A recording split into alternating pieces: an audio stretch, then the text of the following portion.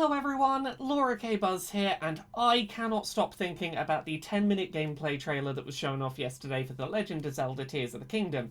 In particular, I can't stop thinking about the new fuse mechanic, where players can combine arrows, or weapons, or shields with items found around the world or in their inventory. And the thing is, we got a couple of examples in that 10 minutes of gameplay of combinations that are possible to get the ideas flowing. You can put a Keith eyeball on an arrow so it becomes a homing arrow because the eyeball can see.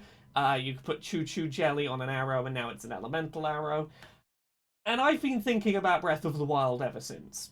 Because the thing is, we already have a full list of every inventory item and weapon in The Legend of Zelda Breath of the Wild, and I imagine most of those are going to return in Tears of the Kingdom. There'll be a bunch of new stuff we're not expecting, but that stuff's probably going to return. So, I pulled up a list of all of the items and weapons in Breath of the Wild and started just having a think about what sort of combinations might be possible, just thinking logically about what one thing might do when combined with something else. And this is not meant to be an exhaustive list or an accurate predictions piece, but I just wanted to excitedly talk about some of the ideas that jumped to mind when I saw the mechanic, and maybe down in the comments you can tell me what combinations of things jump to mind for you, because I think this is a really neat mechanic. Starting with the really obvious ones, red, white, and yellow Choo Choo Jelly are obviously going to be used to apply elemental effects to basically anything you attach them to. We saw an example of white Choo Choo Jelly being applied to an arrow in the gameplay footage to make it into an ice arrow. Presumably, yellow Choo Choo Jelly will apply electrical effects, fire Choo Choo Jelly will apply fire effects. Presumably, you could attach that to a weapon as well, so you hit someone with it does that element type, or a shield, so when someone hits you, they take elemental damage. Now, the next one I want to talk about, I do not think will actually be in the game, but it's one of the first ideas that jumped to mind for me when seeing the trailer, and one of the things that felt possible, and I hope that there's some kind of implementation of it in Tears of the Kingdom, because it's one of the more interesting concepts, I think. Healing items. So, Tears of the Kingdom, never gonna have co-op multiplayer, but there have been some Breath of the Wild multiplayer mods. One of them is releasing to the public, I think on the 4th of April, so real soon. But I kept thinking about healing items in the context of if anyone ever, mods multiplayer into Tears of the Kingdom. Imagine attaching a fairy to your arrow and shooting it at your co-op second player to fire a healing projectile at them at a distance. Now, maybe there'll be some kind of way to do this in the actual single-player Tears of the Kingdom, like you go on a mission and you have an NPC that's with you and they have their own health bar, and the best way to keep their health up is to fire some food or a fairy or something at them. But I love the idea of firing healing projectiles. Next up, beehives or honey or some kind of bee-related materials. Fire that at a group of enemies from a distance with an arrow and summon bees in from a distance rather than needing to lure enemies underneath the beehive and drop it down on their head. Portable ability to just summon bees because you shot honey at people seems like a really easy win. Okay, Breath of the Wild has these things called hydromelons, and they are a very water-dense fruit, and it doesn't have to necessarily be hydromelons, it could be any kind of water-dense fruit. Imagine if there was a lava-type enemy, some kind of very fire-based enemy. It does extra damage because it's on fire, and you can't get near it without taking damage.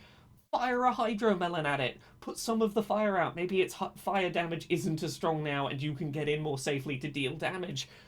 Fire water-type fruits at fire things. So, one of the examples that we saw in the 10 minutes of gameplay footage for Tears of the Kingdom was attaching a Keith's eyeball to an arrow in order to make it a homing arrow.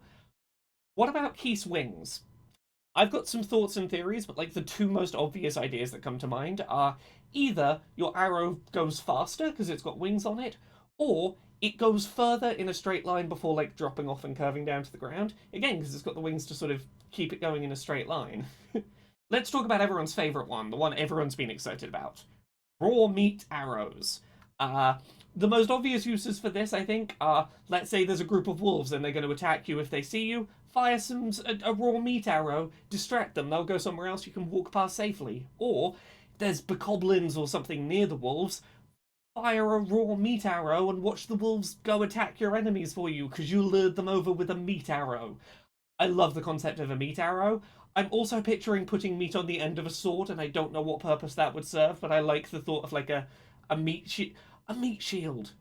That's a term. A meat shield. Okay, a meat. I'm gonna make a meat shield, and I don't know what purpose it would serve, but I am gonna make a meat shield.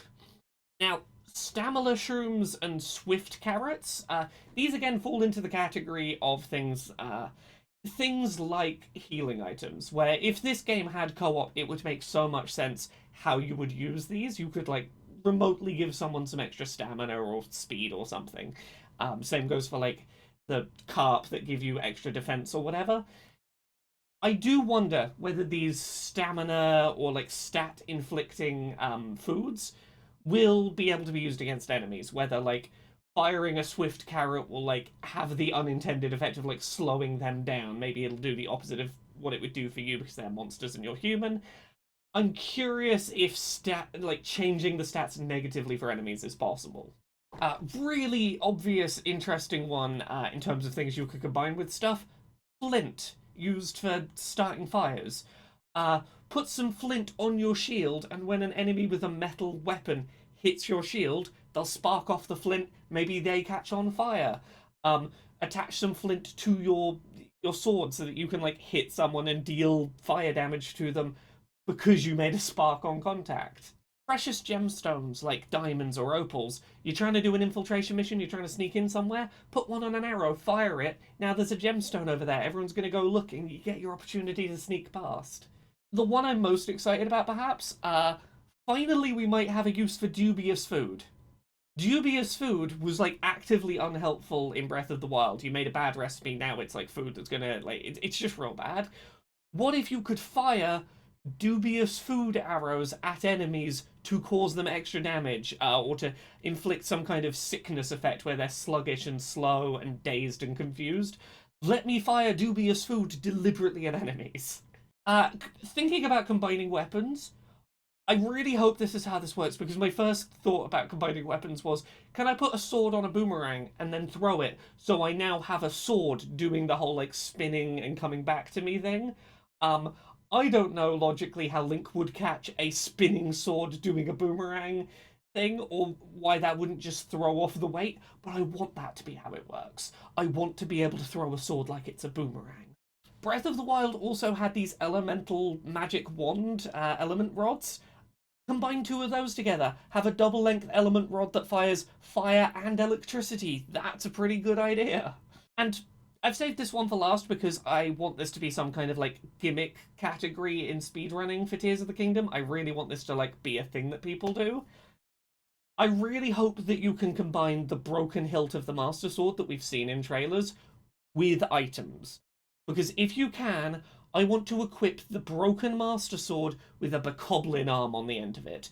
So I am wielding the Master Sword hilt with just a wiggling skeleton arm on the end of it. Because if so, that's what I'm going to beat the final boss of this game with, because that seems like the most overpowered weapon possible.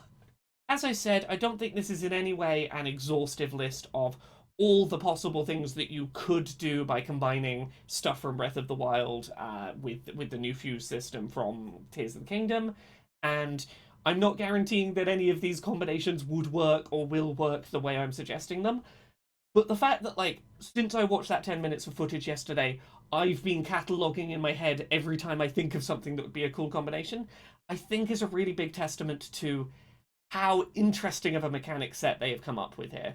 They have come up with something that has really got me excited about, like, playing around with their toolbox. And that's really exciting. And I think that really sums up why I am so ready to play Tears of the Kingdom.